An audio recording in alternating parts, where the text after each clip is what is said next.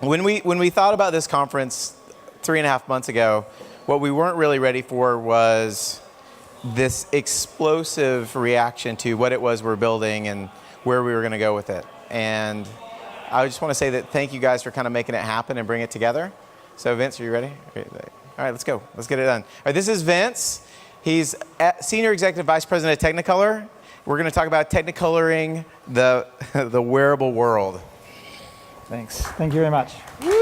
Yeah. Bring it on. So Vince, like, for us in the Valley, like, we may not know, what is Technicolor? Well, I guess, Technicolor is a name that some of us have had imprinted into our brain from watching Bugs Bunny cartoons and some Disney cartoons over the years. But we're a company that's been serving Hollywood for probably about 100 years now. In fact, it's our 100th anniversary of that in 2014. But you've got to think of us as a technology company that serves the media entertainment industry.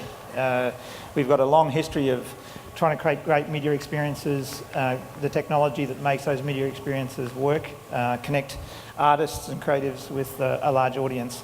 And so we've been working now for probably the last 4 or 5 years to try and energize the company around some of the new capabilities that the technologies that we're seeing in the marketplace today make them relevant to consumers. So like, you guys are, you guys are the nuts and bolts and really the platform that the entertainment industry runs on. Why now? Like, why are you guys starting to focus on wearables and innovation and all this stuff? Like, where have you guys been? It's been quiet. Yeah. Well, so, I guess put it in context of who we are as a company today. So today we're probably the largest technology company that serves the creation of premium content. That traditionally means Hollywood. And that's one of our largest businesses, but we also do other things. We're also one of the largest providers of set-top boxes and gateways that connect people's homes to the internet or to TV. And as a part of that, we've developed a lot of technologies that we've been able to translate into either new licensing or new forms of services. And so the third business that we operate today is a technology business, a classic technology business with over 350 pure researchers, people that are, I call them propeller heads, but people that are genuine cardigan wearing, studying the science of entertainment and media. And that business works with over 80% of the world's consumer electronics companies to bring our technologies to market. We have pieces of different technologies like HDMI, MPEG-2, MP3. These are the sort of brands that end up being relevant to us. Now, as we look forward, we look at some of the technologies we brought to market, right from the very first color movie that came to market in Hollywood through to the future. We realise that there's a lot of new experiences that are being capable of being delivered, and we want to be able to be a part of telling those stories. And so as we look forward, we look at some of the new business models that are changing, the ways in which entertainment needs to be funded or need to be brought to the market, but also just simply the amount of consumption. Basically, if you look at this last 5 or 6 years, as smartphones and tablets have exploded, consumption of media is exploding as well, which is a great opportunity for everyone. And as a result, we're looking at different aspects of the creation of content. How can we actually serve these new screens? We're also looking at the different types of business models or services that are going to need to be able to take transactional video away from, say, physical media and into those new screens. But also recognising that content creation is becoming something that's much more widespread. The fact that a smartphone can have a camera and can actually allow any one of us to create great content is also an opportunity, and you can see some of that in the demo room we have outside. So I want to get the audience to kind of understand what we're talking about here. Like, the majority of the entertainment world is ran on your guys' services, right? That's right. So if you think about it in terms of every year we produce over 4,000 visual effects shots that are used in movies or on television or commercials. We would, in some way or another, touch more than 75 to 80% of the world's blockbuster movies as they're produced out of Hollywood. So what does that mean? Like, let me rephrase this. So you guys are this really big company. You've been quiet. You were not so healthy for a long time. You guys are finally healthy again. That's right. And when you're a healthy company, you can do things like what? like invest. Yeah. So if what we've discovered is that we're a very inventive company. Lots of great inventions that come and ideas that come from our workforce as we touch these great problems. And so we've started to invest in incubating those ideas into businesses in a traditional startup way. So we have this internal incubator function that's starting to spin up new ideas. Some of those we keep internally, some of those we're looking to bring to market, just as you would any venturing exercise. So we have a blend of internally incubated startups, some of which we can show you here today. Even we've got 2 operating, some of which we've made great progress. And MGO is a startup that we began about 3 years ago. We've got other investors involved in it, and it's been quite successful. So we want to be able to make sure that all of those great ideas we have inside the company find their way into the marketplace, and we're looking to make sure we connect with innovators, entrepreneurs, and other people that can see some of the vision that we have and can realize some of those ideas. So I mean, we're all part of the Valley. We've heard the story before. We've seen a lot of really large companies that have said, oh, we're going to have an innovation program. We're going to have an internal one. We're going to connect with entrepreneurs. We're going to do all these great things. We're going to build centers and prototyping labs, and and they do that. But most big companies, and we both came from a really big company together. It's interesting to know that we both were from Alcatel-Lucent. But most big companies, they're big on the talk, but then they never deliver for the Valley. So as a Valley community, we're very, very skeptical. How are you guys going to be different? Well, I think from the very top of the company to the working level, we've tried to make sure this message gets through quite clearly. And in terms of just simply my own presence here, as a part of the executive team of the company, I've based myself in this part of the world. We've also set up the head of the technology business here in the Bay Area. So we've definitely swung the emphasis of the company into the Bay Area. So we live and breathe what's happening in the Bay Area. Secondly, I mean, we're putting our money where our mouth is. We're actually really investing in these ideas, really investing in these startups and making them happen. But remember, as I said, we're a very inventive company. It's our nature. We're a bunch of researchers and engineers that try to marry the art of storytelling to the engineering that's required to deliver that imagination into people's living rooms and the theatres. And so it's important for us to make sure those ideas become real. We want to be successful through this sort of innovation. I think that it's one of the larger disconnects, and I've seen this in a lot of larger companies, is that an executive team will say, we're going to be innovative, and then you see there's disconnect that happens in the middle management because there's competitive products, or there's competition for funding internally, and so, you know what, that's close enough to me, I want that money to build my own product, and then the innovation is actually halted and stopped. I like the fact that you're a top-down approach. I think that we haven't really broadcast how high level you are at Technicolor, and how influential that you are there. Will you? And I don't want you to brag about yourself because I can't, because that would just be weird. Could you just kind of say, give me an idea how you're going to get the middle management to move forward, how you're going to stop that competition, and because I want to see it happen. Sure. I mean, I think that one of the things is that experience brings you a lot of scars. So we've definitely had our failures. That's the first thing, and that's always a good way to know what works and what doesn't work, by finding things that don't work. And we've definitely had the experience of trying to do some of these things where we didn't get the middle management buy-in. And that's why we've taken a mix of measures. Some of those measures are quite direct. In other words, taking some of these businesses outside the exact scope of everything that's going day to day so that people can be dedicated. We've also started to bring in external entrepreneurs, set up these businesses as actual spin-offs and bring people on board to do that.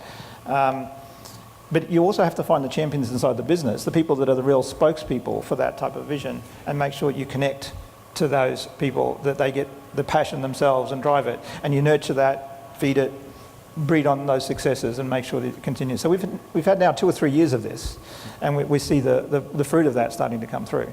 And so that's giving you some traction, and that's giving you the ability to kind of call an executive team to say, hey, this is it.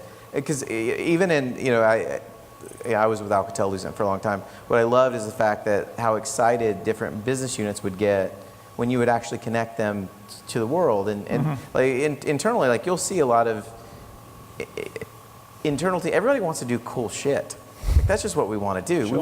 We want to do those things, and being able on the executive level, and I, I don't vouch easily, but we've had our conversations, and I will say of all the executives of the big companies that I know, I think you're one of those executives that gets it, and I'm actually pretty encouraged with what you guys are attempting to do. Yeah. So I'm glad. But why wearables? Like, what is so exciting about wearables? Give us that picture. Well, wearables presents a couple of opportunities that we're trying to understand and want to take advantage of in the market. Firstly, there's new screens. You know, wherever new screens exist, new displays, there's opportunities to reach those screens and be able to tell a story on them in some way or another. And once you can connect a creative to that screen, you've got the opportunity to exploit that as a storytelling mechanism. So that's one avenue. But simply knowing more about consumers and how people are interacting and relating to that content creates its own set of opportunities. And we're showing, for example, in the demo room, sensors that measure the emotional reaction to content, so that we can actually get a feel for what the profile of a piece of content is and how people will react. Everyone will react differently, but you have a much better understanding of how people are reacting to that content than a thumbs up or a thumbs down, or 4 stars out of 5, or 1 star out of 5. Once you start to understand the profile of that content, you can now start to make recommendations for that content to audiences that you've got a feeling are going to have a similar sort of reaction. So you're now able to help people connect to content that they're more likely to like, and that is better for everyone. But there's the other thing which I think is important, which is if I can now understand more about what works with content, what sort of reactions are working, and how I can take advantage of that as a storyteller, then there's another set of things that can happen from wearable tech. So I think this is important because it changes kind of the paradigm. The paradigm of storytelling. If you can get through the sensors and through everything else like that, real-time feedback as to how audiences are reacting to that content, imagine the things that you could do. I mean, you could, elevate the music, you could lower the music, you could make it more intense. Like, there are a billion things that you could actually do to enhance the art of storytelling. Exactly right. That's exactly right. How are people reacting to the color? How are people reacting to the sound? What is the way that I can make that experience the best possible for that user at that time? Not that I tell stories, but I tend to a lot. And the best thing that you can do while you're telling stories, imagine like early technology where you're on the campfire, and you're telling you're around the home fire where you're eating, and you're telling these stories like Homer is telling a story. He's able to react in real time to the crowd. Can or will Technicolor eventually be that type of company where you can connect the guys to that type of stuff so that they can enhance and change the way that the story is being told in real time? Because that's when the shit gets cool. That's when it's awesome. Absolutely. No, look, so that's the vision. That's the sort of thing I actually have a fair bit of passion for as well. I believe that storytelling will take advantage of the technology to enable it to do those sort of things. Today, storytellers is on the spectrum between the linear story, boy meets girl, and they get married and live happily ever after, to a truly gaming type experience where you're much more immersed and much more interactive. I don't think everyone is willing to have that type of story, that spectrum, the full end of the gaming spectrum. Not every storyteller is going to want to reach to that. But we are all drawn to great characters and great stories, and this sort of technology allows that story to be engaged across an audience more effectively. Storytellers will be drawn to that. So I think it's only a matter of time before we get leading artists, leading directors telling stories that way. It's a whole nother level of 3D. Right? It's this enhanced type of real-time sensory experience while you're in the movie theater. So is this something that you guys would look at investing in? Is that a... Yeah, well, as I said, we tend to put our money where our mouth is on this sort of things, and we're investing ourselves directly today. So as I said, there's one of the demonstrations we're showing here, coming from the lab that we set up here in Palo Alto, is exactly exploring the learnings of emotional engagement into content and how you can turn that into different business models. Because that's another question here, is how will the business models adapt, and how will you fund and invest in these things.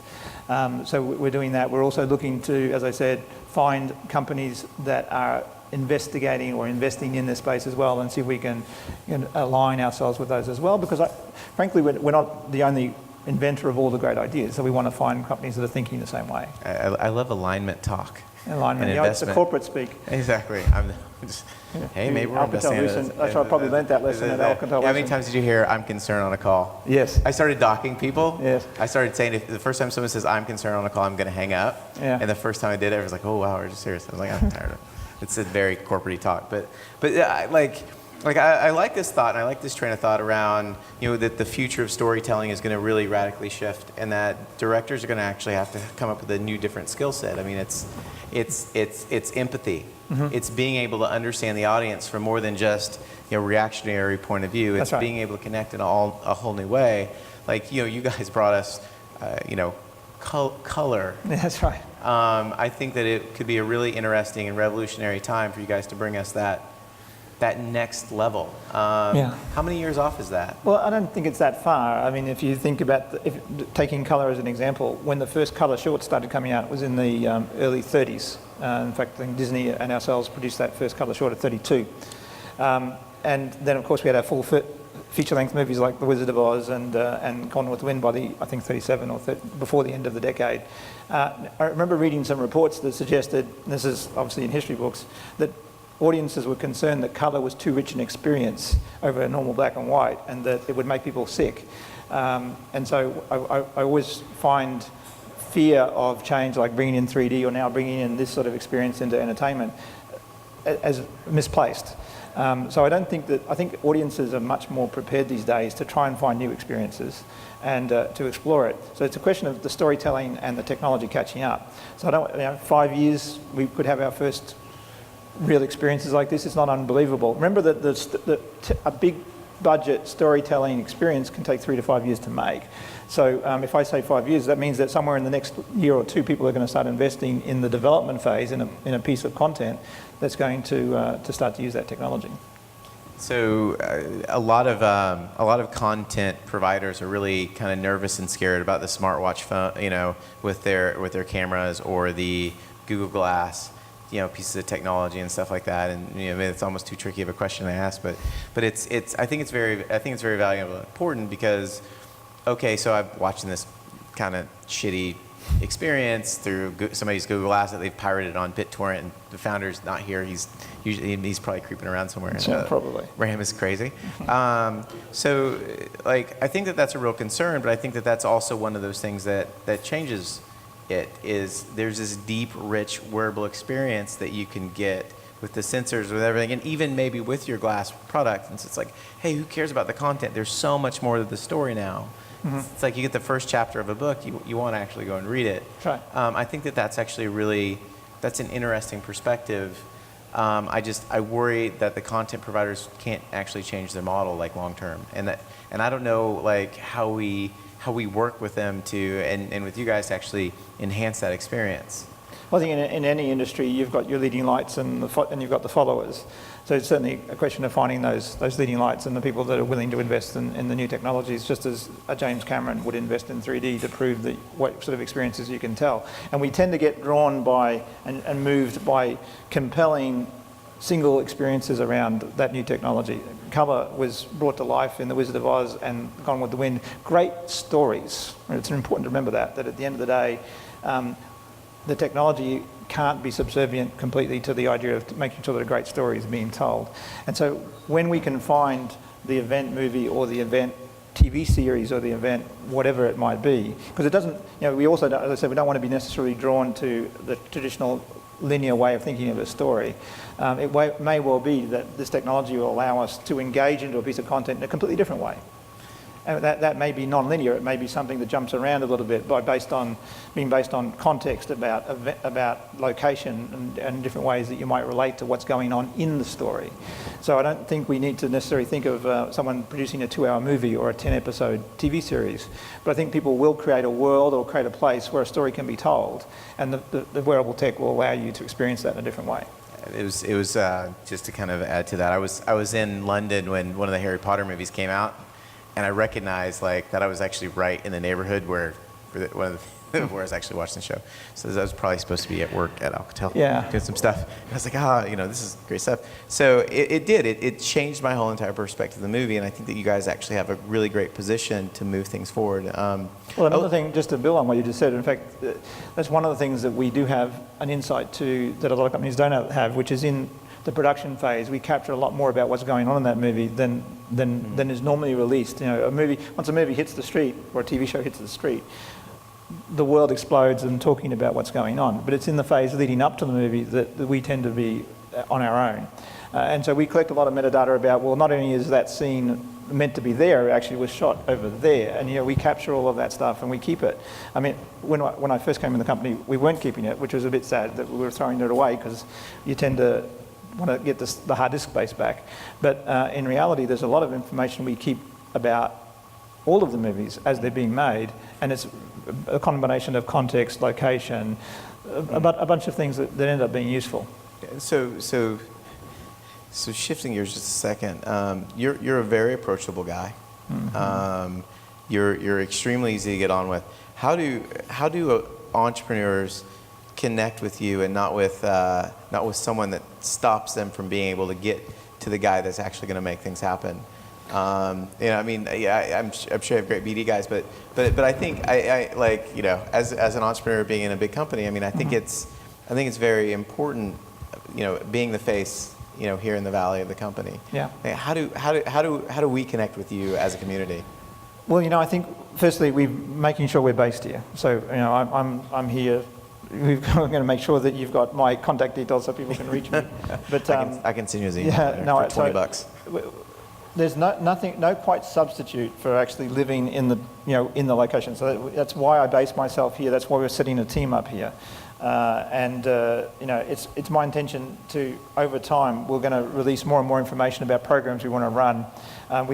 This is really our first event where we've actually gone to the trouble of trying to connect with this sort of an audience, and we want to do a lot more of that. So Technicolor is I'm quite proud to be a part of the history of Technicolor, but I'm actually most excited about the future of Technicolor. And we want to get people engaged into that. I mean, it's not often you find a company that has changed the history of entertainment as much as a company like Technicolor has. And we're not looking at this era of technology change even. We're thinking as much as, what are the things that are going to come?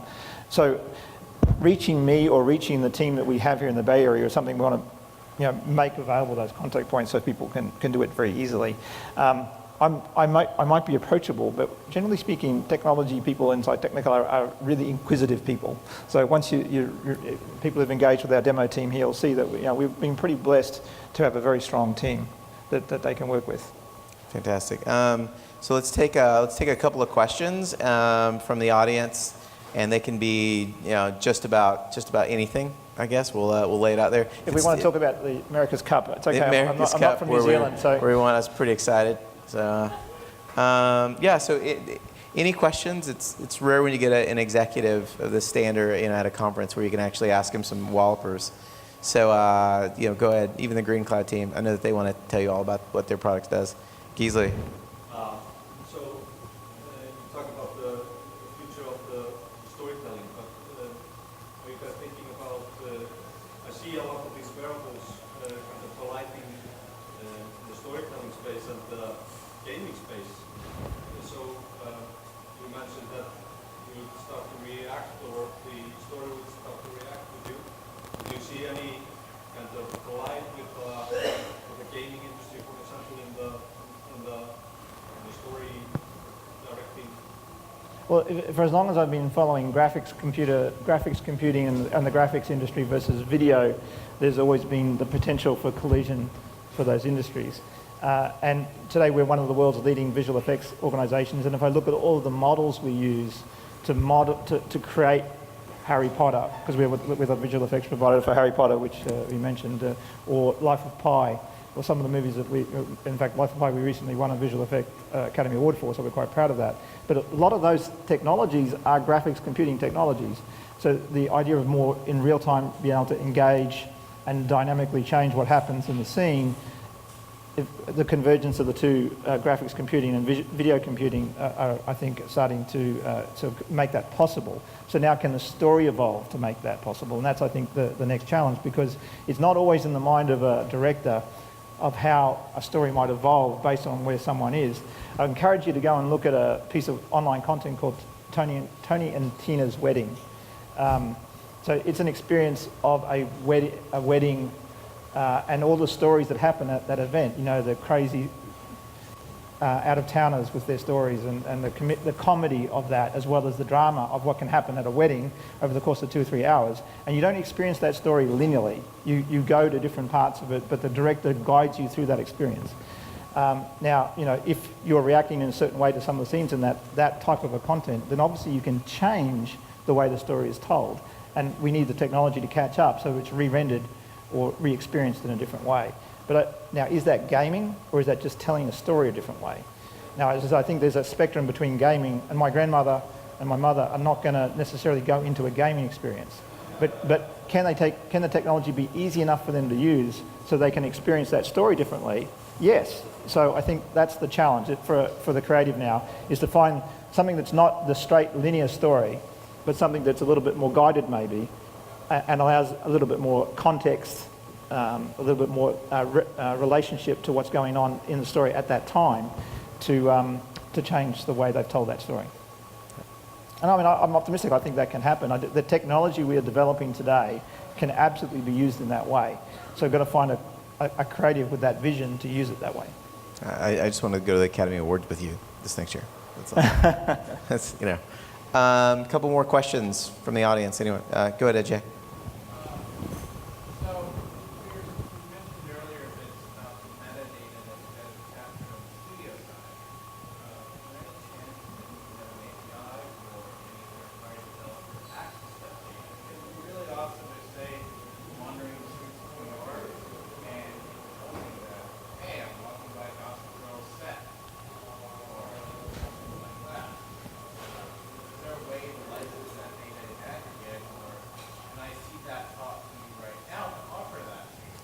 I love that you just confessed to the conference that you watch Gossip Girl, Jay. That's fantastic. So, Vince. Yeah. Well, usually, when we're relating that story, by the way, it's usually with When Harry Met Sally, but it's good that Gossip Girl has taken over from When Harry Met Sally. Ironically, that's a use case that we have envisaged. I think there is a lot of interest in geo-specific location, especially with mobile phones telling us everything at the time, sending us a notification, hey, do you realize you're standing 10 meters away from this scene that you love in that movie? Have to know that first, but that would be interesting. So no, I think, yeah. Sure. So if the question was, are we going to license the API? I think that would be, at the first step of this, a little too level to think about. I think what I want to envisage first is the app or the service that might make that API useful. And we've talked a lot about this. There is some business model problems because content owners, people who've paid for that content in the first place, tend to feel that they've got some sort of right to that. There are derivative work laws that allow you to say, well, actually, if this is a derivative work from that and it's a published piece of work, well, then you're free to use that information in a different way. So there's some legal issues, but having said that, I think that we would love to see a way to make that metadata more accessible by the widest possible range of app developers out there. But I do think that it's important to drive the investment into the data through some defined services first. And that's where we're thinking about. There's Al's over here. He's literally thinking about that as we speak. So Jay is definitely one of the more talented guys that can actually build that stuff for you guys. Well, so, Al, meet Jay. There we are, Kismet. In Hollywood, or which one? Palo Alto. Okay, yeah. That's cool. Fantastic.